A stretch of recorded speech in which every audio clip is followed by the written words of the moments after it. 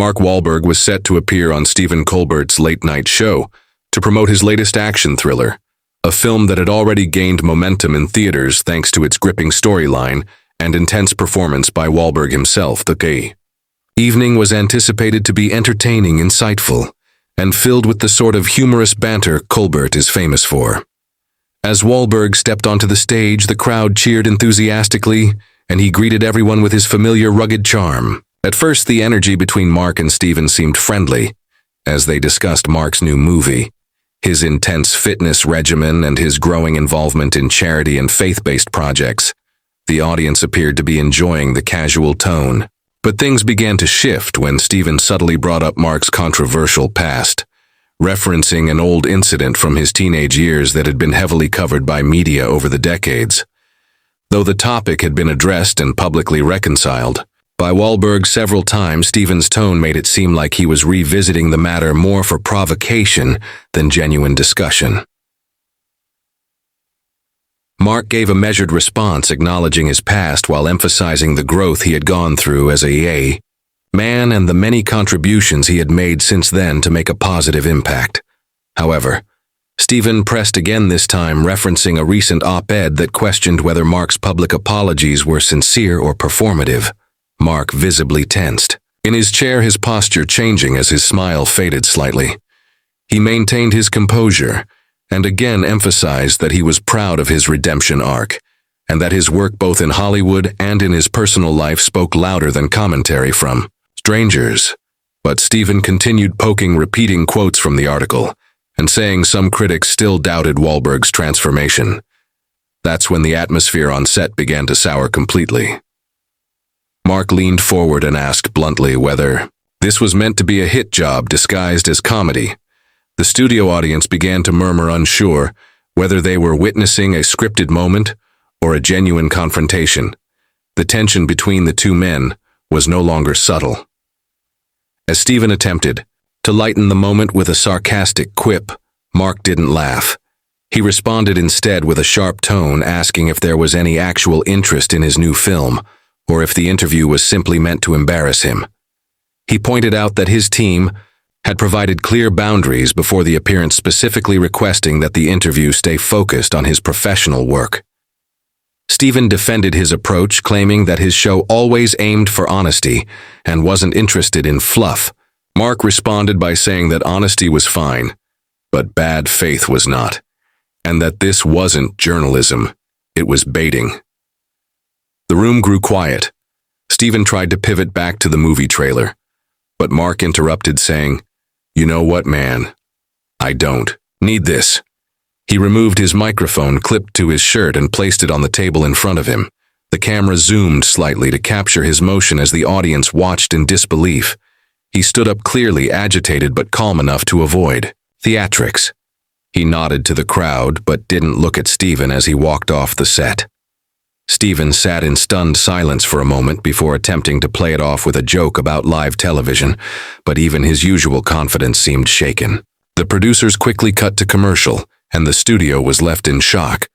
Rumors began circulating immediately about what had just transpired. Social media blew up within minutes with clips from the segment going viral. People began dissecting the exchange in real time, debating whether Colbert had gone too far, or whether Mark had overreacted. Hashtags like Wahlberg walkout and Colbert clash began trending on multiple platforms. The majority of online voices appeared to support Mark, praising him for staying calm and walking away from a situation he found toxic, while others argued that public figures should be ready to face uncomfortable questions, regardless of personal requests.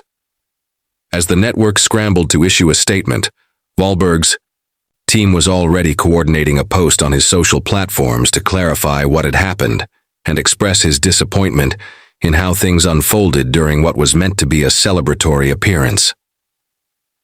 Later that night, Mark posted a brief video on Instagram explaining his side of the story.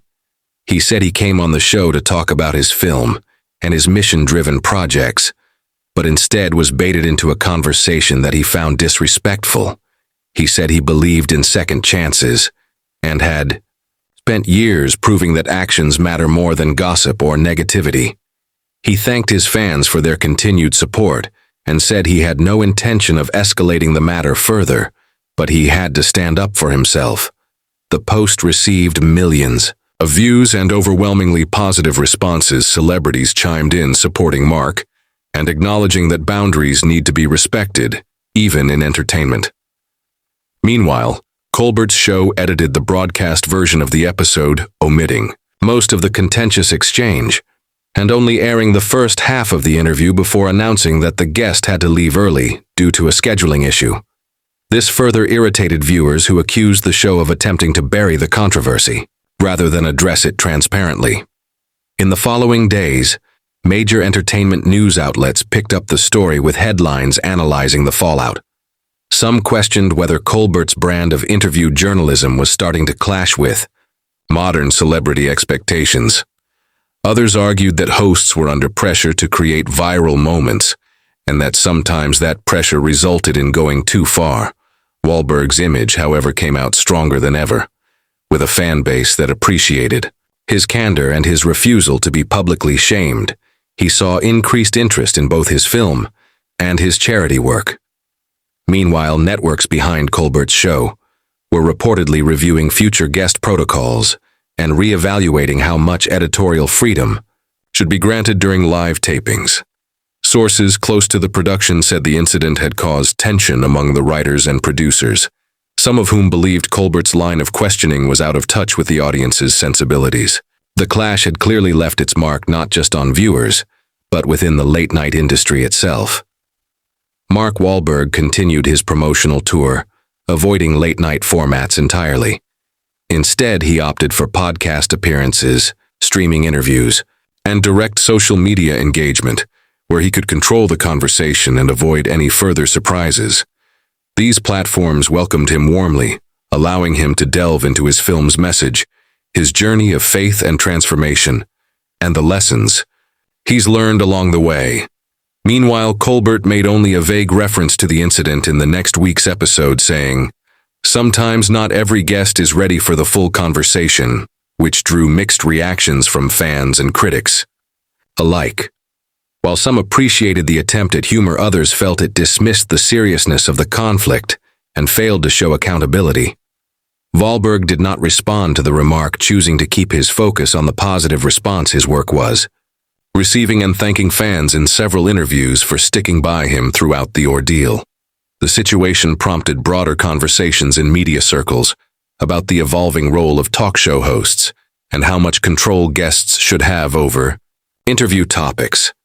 Public relations experts weighed in, noting that in an era of heightened sensitivity, transparency, and brand management, celebrities were more protective than ever of their narratives. The days of ambush-style interviews seemed to be numbered as more stars began following Wahlberg's lead, choosing safer platforms where they could speak freely without the risk of confrontation. The incident also fueled academic discussion on cancel culture, media ethics, and personal redemption. Colbert's team later admitted internally that they had underestimated the strength of Wahlberg's public support and misjudged how the segment would be received. It served as a wake-up call that even shows with established reputations weren't immune to public backlash when perceived as disrespectful or out of step with public sentiment. Months after the incident, the story continued to come up in interviews and think pieces about media boundaries. Wahlberg remained consistent in his message that everyone has the right to walk away from situations that do not feel healthy or respectful.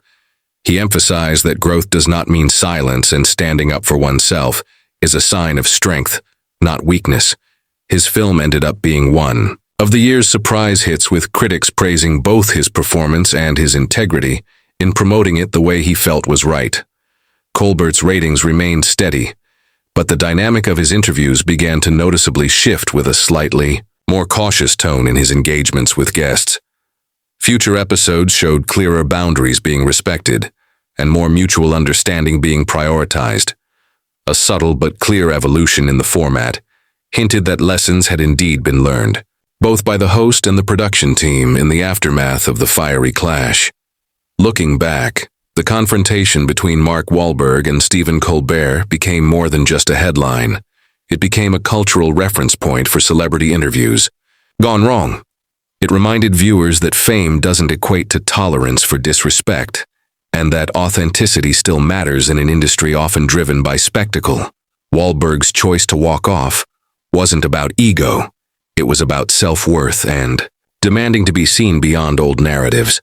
His actions resonated with people across demographics, showing that even in the public eye, one can take control of their story. Colbert's handling of the